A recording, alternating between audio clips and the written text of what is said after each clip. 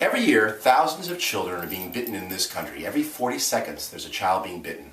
And about 800,000 children will go to the hospital alone this year because of dog bites. I'm not trying to scare you, but what I am trying to do is make you aware of the potential dangers that happen with dogs and children. So if we can educate our children to the possible dangers, we can eliminate these unnecessary injuries. So the first thing is, when the dog is eating, leave him alone.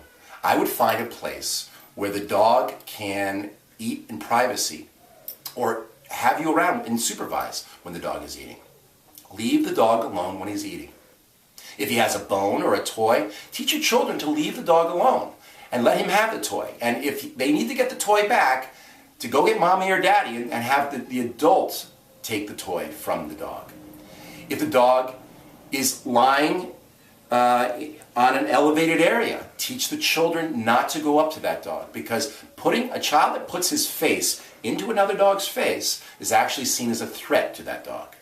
So putting a child's face into the dog's face is potentially very dangerous, and many times ends up in a dog bite. The other thing is, dogs don't like to be hugged, and so many children want to hug their dog like it's a doll.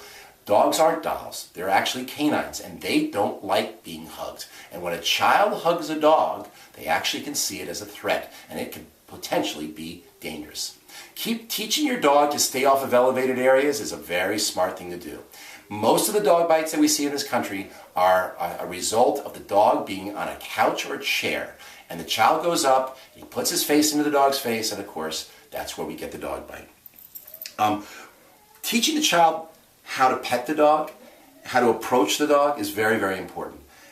Children sometimes will pinch and pull the tail. This is a very dangerous thing. So poking their eyes, how to interact with the dog is very important. Avoid teaching the children from climbing on top of the dog. I can't tell you how many times I see clients that have their dogs, the children see the dogs as horses, and they want to climb on their backs. This can actually injure the dog and is actually potentially dangerous. So we don't want the children to actually climb on top or go into their dog crates. Is another one that I see. This is very dangerous. Many dogs find their dog crates and become protective of them. So children playing in around dog crates is not a good idea. Yelling and screaming in the dog's face is very annoying. You wouldn't do that to a friend, and you certainly shouldn't do that to your dogs. Many people say, well, how should a child approach a dog? Well, one of the best things is that I teach children to actually act like trees, and to put their heads down when a dog comes up to you. Put your arms down. So basically, your feet, your arms are the branches, and your feet are the roots. And the child brings their branches together and looks at their roots, and just like this. And there will be no movement or eye contact with the dog as the dog is approaching them and sniffing them. Not putting my hand on top of the dog's head, but keeping my hands down like this so the dog can come up and sniff. And once the dog gets a sniff, you can actually ask the owner, and you should do this actually before the dog approaches, is this dog safe with children? And if the owner says it's okay, then you can do the approach of the tree, of the child being the tree. And this works incredibly well.